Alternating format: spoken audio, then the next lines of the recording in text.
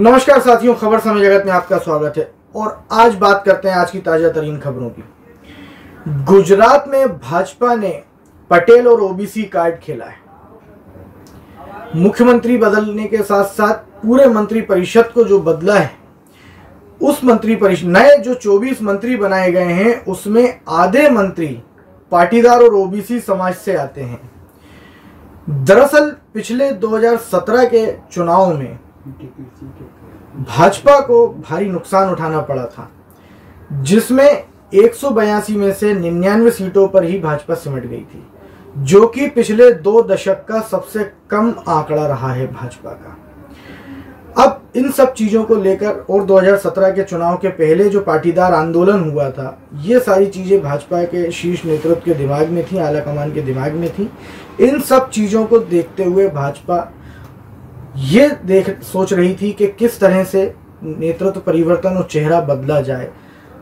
CM की जगह भाजपा ने पूरे मंत्रिपरिषद का ही चेहरा बदल दिया, सिर्फ सीएम को ना बदलते हुए पूरे मंत्रिपरिषद। सबसे बड़ी बात यह है कि इससे सत्ता विरोधी लहर को तो खत्म करने का प्रयास भाजपा ने किया ही है, साथ में यह संदेश भी दिया है कि वो जातिगत समीकरण को भी साधने का प्रयास कर रही है। क्योंकि मुख्यमंत्री पाटीदार, 6 मंत्री पाटीदार, 6 मंत्री ओबीसी, 4 मंत्री आदिवासी समुदाय से, इस तरीके से जातिगत समीकरणों को साधने का जो प्रयास भारतीय जनता पार्टी ने किया है, इसका प्रतिफल चुनाव में क्या मिलेगा ये तो समय के साथ तय होगा। फिलहाल जो भाजपा जिस तरह से सत्ता विरोधी लहर को रोककर 2017 के परिणाम को बदलकर आगे और बढ़ी हुई सीटों पे आना, सत्ता में काबिज होना चाहती है, वो प्रयास में भाजपा कहां तक सफल होगी यह तो नवंबर और दिसंबर में ही पता चलेगा 2022 के। फिलहाल तो अभी ये देखते हैं कि नई सरकार किस तरह से काम करेगी और जो पुरानी सरकार का कोरोना मिसमैनेजमेंट रहा या जो भी गलतियां रहीं जिसकी वजह से सत्ता विरोधी लहर चल रही थी और पूरे मंत्रिपरिषद को बदलना पड़ा, इसमें भाजपा कहां तक कामयाब होगी।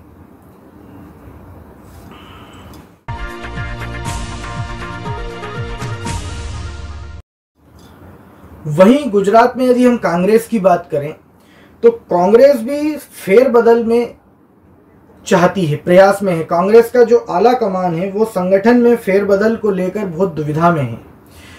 भाजपा ने पाटीदार चेहरों को आगे करके कांग्रेस की सारी रणनीति बदलने पर कांग्रेस को विवश कर दिया है।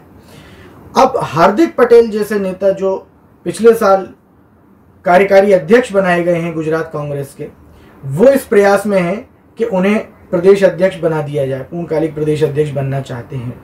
इसके लिए सूत्रों की माने तो इसके लिए वो राहुल गांधी से और शीर्ष नेतृत्व से मिल भी चुके हैं। अब इसमें कांग्रेस क्या निर्णय लेगी, हार्दिक पटेल को बनाएगी प्रदेश अध्यक्ष या नहीं बनाएगी, यह तो कांग्रेस का शीर्ष नेतृत्व ही तय करेगा। हार्दिक पटेल का चुनाव इसलिए भी कांग्रेस के कुछ एक धड़ा हार्दिक पटेल के लिए पक्ष में इसलिए है क्योंकि हार्दिक पटेल पाटीदार समाज से आते हैं और 2017 के चुनाव के पहले जो पाटीदार आंदोलन चला था उसमें हार्दिक पटेल की बहुत मुख्य भूमिका रही थी। उसको लेके कांग्रेस के कुछ नेता ये चाहते हैं कि हार्दिक पटेल यदि चेहरा होंगे पार्टी का तो चुनाव में फायदा मिल सकता है। हालांकि भरत सोलंकी, अर्जुन मोढवाडिया, परेश धानाणी और अमित चावड़ा जैसे जो गुजरात कांग्रेस के बड़े नेता हैं वो इसके विरोध में हैं। अब देखना यह है कि राहुल गांधी की युवा टीम में हार्दिक पटेल की एंट्री किस तरह से होती है और हार्दिक पटेल कांग्रेस का चेहरा बनेंगे या नहीं बनेंगे। और सबसे बड़ी बात यह है कि भाजपा ने भूपेंद्र पटेल को जो मुख्यमंत्री बनाया है, जो कि पाटीदार समाज से आते हैं और वो सबसे गैर विवादास्पद चेहरा है गुजरात में भाजपा के। एक ये बात भी कांग्रेस को बड़ी खटक रही है, या कांग्रेस के पेशानी पे जो बल पड़े हुए हैं वो इस कारण भी हैं कि अब यदि हार्दिक पटेल को आगे नहीं करते हैं तो पाटीदार समुदाय के वोट छिटक ना जाएं उनसे। तो अब ये पाटीदार समुदाय के वोटों की जो लड़ाई है, जो जद्दोजहद है, इसमें भाजपा कामयाब होगी या कांग्रेस कामयाब होगी, ये भविष्य की बात है।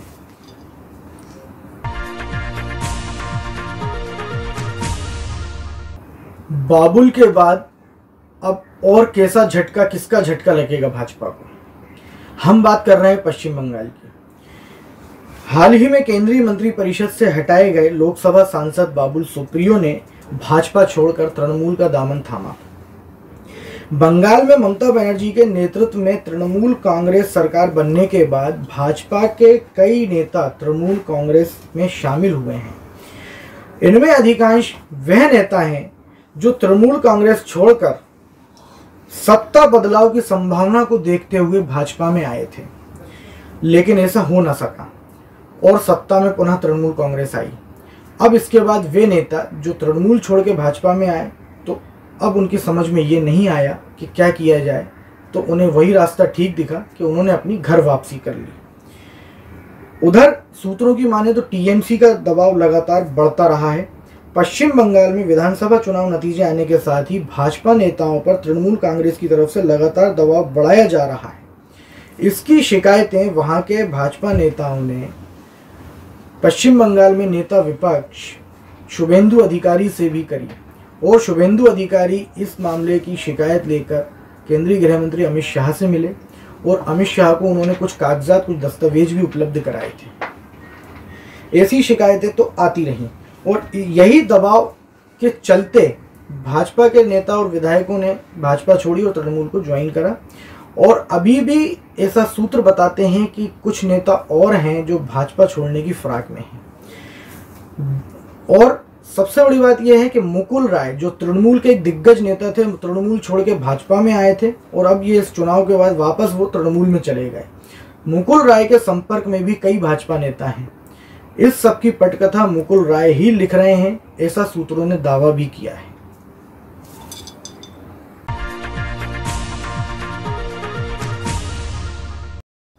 महाराष्ट्र के मुख्यमंत्री उद्धव ठाकरे के मन में क्या चल रहा है?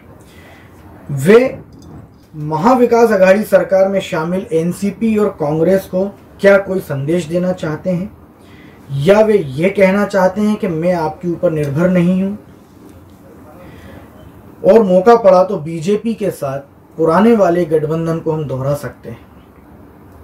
प्रधानमंत्री मोदी के 71वें जन्मदिन के अवसर पर औरंगाबाद के एक कार्यक्रम में, जिस कार्यक्रम में केंद्रीय राज्य मंत्री राव साहब दानवे शामिल थे, तो केंद्रीय राज्य मंत्री दानवे की ओर देखते हुए महाराष्ट्र के मुख्यमंत्री उद्धव ठाकरे ने कहा कि मंच पर मौजूद हमारे पुराने साथी अभी के साथी और भविष्य में भी सहयोगी हो सकते हैं। उनके इन शब्दों से क्या अर्थ निकाला जाए, राजनीतिक गलियारों में सियासी पंडित इन शब्दों के चर्चे निकालने में व्यस्त हैं। इनके क्या ये मायने हैं कि उद्धव ठाकरे का महाविकास आघाड़ी में शामिल कांग्रेस और एनसीपी से मोह भंग हो गया है, या उन्हें ऐसा लग रहा है कि मैंने कोई गलत फैसला ले लिया और हमारे पुराने सहयोगी ही ज्यादा ठीक थे? उधर भाजपा ने इस पर कोई किसी भी तरह की टिप्पणी नहीं की है।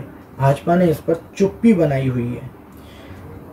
लेकिन उद्धव ठाकरे के इस बयान से सहयोगी पार्टियों को मिर्ची तो लगनी ही थी और वो लगी। ऐसी बातें भी सामने आई कि मुख्यमंत्री को ऐसा नहीं कहना चाहिए। अजीत पवार ने भी टिप्पणी की। हालांकि इस पूरे मामले को छगन भुजबल ने संभालने की कोशिश की है, लेकिन वे इसको कितना संभाल पाएंगे ये तो भविष्य के घर में है। और शिवसेना और भाजपा साथ आएंगे या नहीं आएंगे, या महाराष्ट्र में ये महाविकास आघाड़ी अपने पूरे कार्यकाल को पूरा करेगी, ये भी भविष्य के घर में है।